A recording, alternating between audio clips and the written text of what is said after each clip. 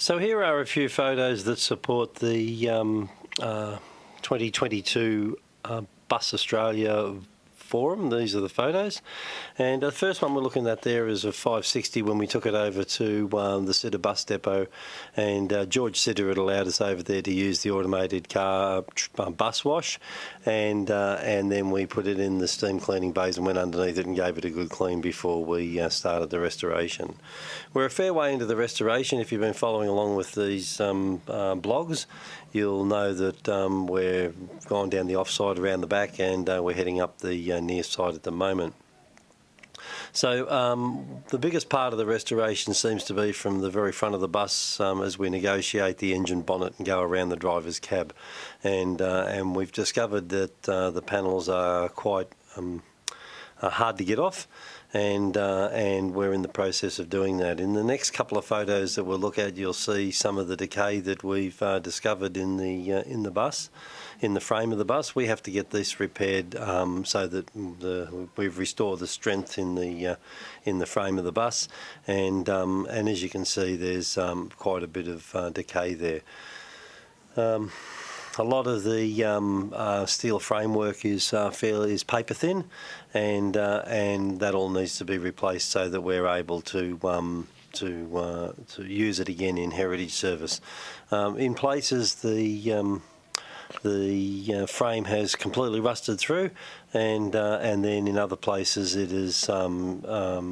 It looks like it's okay, but when you push on it, it's only paper thin, so there's really no strength in it. What happens there, in the photo we're looking at the moment, you can see the hole in the frame, and what happens is the water sits on the frame, it eats through the frames, drops into the top hat section, and then rusts away all that top hat section from the inside and down underneath as well. So when you see it like that, you know it pretty much needs to be replaced.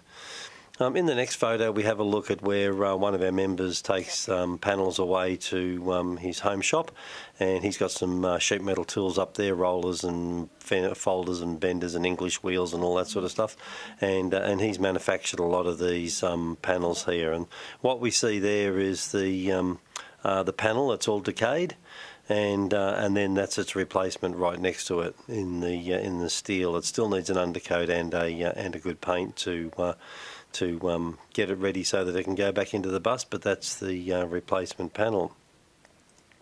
This year we overhauled the radiator, and the bottom of the radiator flutes were all rusted out, and we were just going to try and repair them, but then we realised that the radiator core needed to come out, the header tanks had to come off. Anyway, we did a full rebuild on the radiator, and there's a photo of it where it's all been just assembled, and we took the opportunity, because of the problems they have with boiling, to fit thermatic fans to it. And in the next photo you'll see the 4 thermatic fans. They're 12-inch thermatic fans. They shift, each of them shifts 847 cubic feet of air a minute, and when they're all running, we're hoping that they will be in a position to keep the engine water, or the engine coolant rather, to workable limits. And we fitted a hot engine temperature switch, which you can see in the outlet up at the very top, and that's wired back to the junction box that's got the AEC badge on it, and in that box is a hot engine relay, so that if the coolant temperature gets up near 90 degrees, then that switch will activate. It'll activate the relay down in that AEC box, and it'll bring all 4 thermatic fans on at once. They're actually designed, the radiator circuit's been designed so that 2 fans will come on at any one time. So 2 fans will come on, and if that can't keep the radiator cool, the other 2 will turn on, and if it keeps getting hot, in the event that one of those relays have failed, then the hot engine switch will activate and bring all 4 on. So we're really well pleased with the way that radiator came up, and that's just sitting down at Newport with a cover over it, and it's ready to be refitted once we get all that other framework all fixed up. The other thing we did this year was to fit the rear step, And we made a few alterations to the rear step. Instead of having the tread mesh sitting on top of the wood, we actually sunk it into the wood because we felt that the tread mesh sitting up on the top of the wood, as it was in the tramway days, was too much of a tripping hazard for elderly people going up and down the steps of the bus. And the other thing we did, which you can see on the bottom step, on the bottom of the bottom step, you can see a channel that runs along there, and what that's holding is a set of LED strip lights. So each one of those steps is now illuminated, and we've stuck the Watch Your Step sticker on there.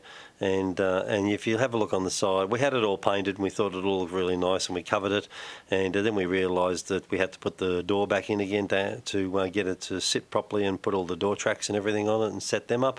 And the doors are really tight fit, and as you can see on the left hand side, it scraped some of the paint off, so we have to fix that up.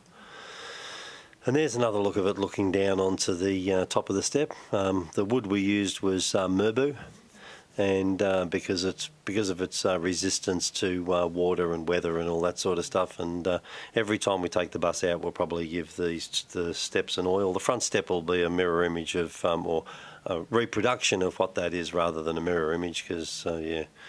And I'm sinking the tread mesh into the wood. You can see the profile it's got now, so it's pretty hard to slip on it. Sinking them down into the wood, we raised them up just a very little bit, as you can see there, and what that does is allow the foot something to grip onto, and when you're coming up and down the step, but you can't catch your foot on them and then trip out over the bus, or trip over the tread mesh and then end up on your face on the ground outside. So that's all we've got for this year.